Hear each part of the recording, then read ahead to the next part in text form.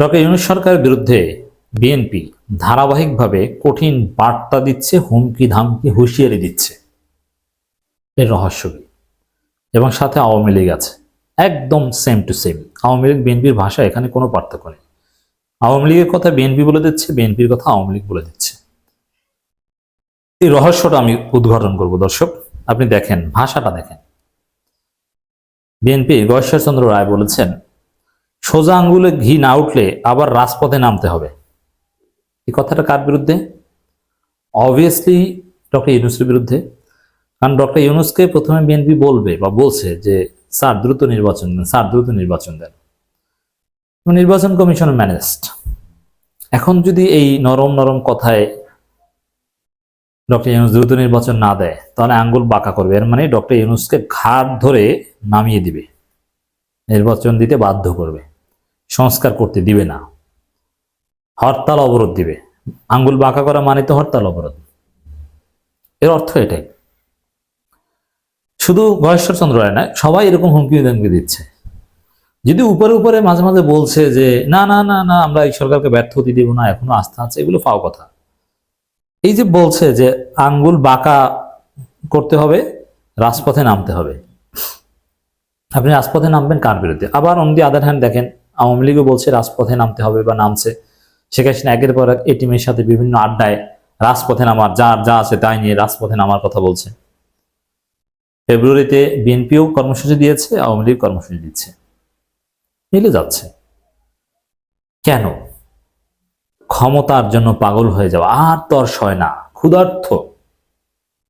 17 বছর খেতে পারিনি, এখন সময় এসেছে, ভাত হয়ে গিয়েছে রেডি, কিন্তু সামনে দিচ্ছে না কেন ভাই? কষ্ট লাগছে। যে এরকম হতো যে না, এতদিন যেটা ছিল যে চাউলই নাই, ভাত চড়ায় নাই, চুলায় দেয় নাই, অতএব খাওয়া নিয়ে অতটা আগ্রহ ছিল না। গত 15 বছর বিএনপির হিসাবে চাউলই নেই, কিসের রান্না করবে? অতএব চাউল কেনার লড়াই ছিল। কিন্তু হাসিনা পতন হয়েছে মানে ভাত রেডি হয়ে গিয়েছে, এখন ভাতটা বেড়ে দিলেই হলো, সেটা দিচ্ছে না। এটা হচ্ছে বিএনপির কষ্ট। খাওয়ার জন্য পাগল, খেতে হবে। যার জন্য এখন ডক্টর ইউনূস কথা না শুনলে আঙ্গুল বাঁকা করবে নাকি, রাজপথে নামবে। তো জনতা যারা জীবন দিয়ে হাসিনা পতন ঘটিয়েছে একটা ফ্যাসিবাদ ব্যবস্থার বিলোপের জন্য, একটা নতুন রাজনৈতিক বন্দোবস্তের জন্য, তারা কি আঙ্গুল চুষবে? আপনারা কি এখন ছাত্র জনতার সাথে মারামারিতে লিপ্ত হতে চান? অবশ্য বিএনপির অনেকে ঘোষণা দিয়েছে যেখানে নাগরিক কমিটি সেখানেই গণদোলাই। আপনারা পারবেন না, জনগণ আপনাদের বিরুদ্ধে দাঁড়াবে। বিএনপির লোকজনও এই ছাত্রদের বিরুদ্ধে দাঁড়াতে সাহস করবে না। বিএনপি কিছু পান্ডা দুই একবার আওয়ামী লীগের মতো নামতে পারে, কিন্তু একদিন পিটানি খেলে সোজা হয়ে যাবে। আবার সেনাবাহিনী, পুলিশ, তারা তো আছে, তারা তো অবশ্যই সন্ত্রাসীদের বিরুদ্ধে অবস্থান নেবে। অতএব আঙ্গুল বাঁকা করার হুমকি দিচ্ছেন, ভালো হয়ে যান। আপনি আওয়ামী লীগের সুরে কথা বলছেন। আওয়ামী লীগ ভয় দেখাচ্ছে যে আমরা একদিন এসে তোমরা যারা ধানমন্ডি 32 ভাঙছো তোমাদেরকেও ভাঙবো। এই সেম কথা গয়েশ্বরচন্দ্র রায় বলছেন যে একদিন কিন্তু তারাও ভাঙবে।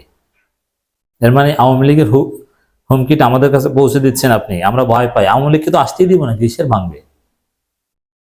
বিএনপি স্থায়ী কমিটির সদস্য গয়েশ্বরচন্দ্র রায় বলেছেন, সরকার রাষ্ট্র পরিচালনায় কতটুকু যোগ্য তা 6 মাসে প্রমাণ হয়ে গেছে, প্রয়োজনে আবার আমরা রাজপথে নামার কথা জানান তিনি। এর মানে সরকার যোগ্য নয়, কিন্তু এর জবাবে আমরা বলবো সরকার সবচেয়ে যোগ্য, দক্ষিণ সরকার। কারণ 6 মাসে যতটুকু ডেভেলপমেন্ট হয়েছে বা যেভাবে রাষ্ট্র চলেছে, এখানে যদি বিএনপি বা অন্য কেউ বা কোনো নির্বাচিত সরকার ক্ষমতায় থাকতো, বাংলাদেশ জিম্বাবুই হয়ে যেত, সোমালিয়া হয়ে যেত।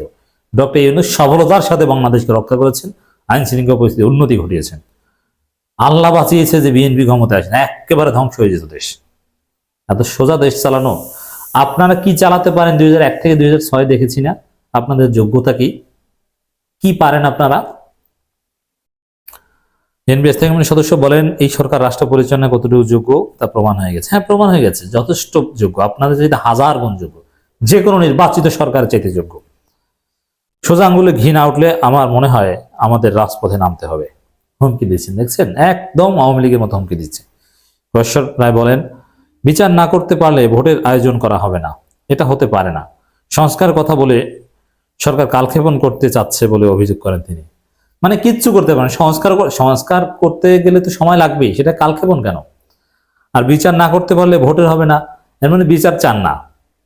তার চাইতে বলেন যে ভাই সংস্কারটাও করেন, বিচারটাও করেন, আমরা সহযোগিতা করি যাতে তাড়াতাড়ি হয়, সেটা বলতে পারছেন। এর মানে বিচার নিয়ে কোনো আগ্রহ নাই, সংস্কার নিয়ে কোনো আগ্রহ নাই। আগ্রহ হচ্ছে খাইতে হবে, না খাওয়া 17 বছর খাও খাওয়ির খেলা এখানে। গণমাধ্যম অবস্থা উন্নতি হয়নি উল্লেখ করে বলেন সংবাদ প্রকাশ করলে প্রতিষ্ঠানে হামলা হবে, তা চলতে পারেন। এখন এই কথাটার মানে কি বুঝতে পারছেন? এর মানে হচ্ছে ওই হাসনাত আব্দুল্লাহ বলেছেন না যে হাসিনার ভাষণকে প্রচার করলে আমরা দেখে নিব, এর মানে এটাকেই ঈশ্বরচন্দ্র রায় ধরে নিয়েছেন যে হাসিনা সংবাদ প্রচার করলে হামলা হবে। এটা মানতে পারছেন না। ঈশ্বরচন্দ্র রায়ের মতে যে আওয়ামী লীগের সংবাদ প্রচার হবে, শেখ হাসিনার বক্তব্য প্রচার হবে, এটাই হচ্ছে গণমাধ্যমের স্বাধীনতা। আওয়ামী লীগ রাজনীতি থাকবে, নির্বাচনে থাকবে, এটাই চান। বিএনপি নেতারা মাইক হাতে পেলেই ডক্টর ইউনূসের সমালোচনা, এই পারে না সেই পারে না। আর আওয়ামী লীগের যে কথাগুলো, যেগুলো আওয়ামী লীগের বক্তব্য হিসাবে গণমাধ্যমে আসে না, সেম বক্তব্যগুলো বিএনপি নেতারা ঈশ্বরচন্দ্র রায় এরা দিচ্ছেন। অতএব আওয়ামী লীগ বিএনপি একে অপরের মধ্যে মিল, একে অপরকে চায়, যেটা বেনজিরের ফোন আলাপে ফাঁস হয়ে গিয়েছে বা তার একটা বক্তব্যে ফাঁস হয়ে গিয়েছে।